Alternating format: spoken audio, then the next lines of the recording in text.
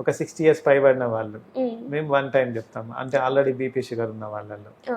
ఇప్పుడు ఫిష్ అయితే దాంట్లో హార్ట్ కి ప్రొటెక్ట్ చేసే అవి కూడా ఉంటాయి కాబట్టి ఫిష్ ప్రిఫర్ చేస్తాం, అంటే బీపీ షుగర్ ఉన్న వాళ్ళల్లో. అంతేగాని మటన్ అంటే మళ్ళీ రెడ్ మీట్ లో కొలెస్ట్రాల్, బ్యాడ్ కొలెస్ట్రాల్ పెరిగే ఛాన్స్ ఉంటుంది. మళ్ళీ ప్రతి మనిషి వాళ్ళు చేసే పనిని బట్టి కూడా ఉంటుంది. సో ఇప్పుడు ఒక మాన్యువల్ లేబరర్ అంటే హార్డ్ వర్క్ చేసే వాళ్ళు లేదా ఫిజికల్ వర్క్ చేసే వాళ్ళు ఉంటారు, వాళ్ళకి తిన్నా కూడా వాళ్ళు అంత కష్టపడతారు, అదంతా బర్న్ అయిపోతుంది. Sitting job, white collar jobs వాళ్ళు అట్లా తినలొద్దు.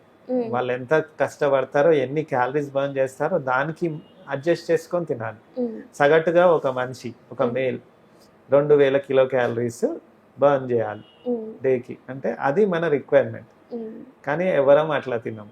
యావరేజ్గా 3000 to 3500 క్యాలరీస్ వెళ్ళిపోతుంది. Female 1800 kilo calories.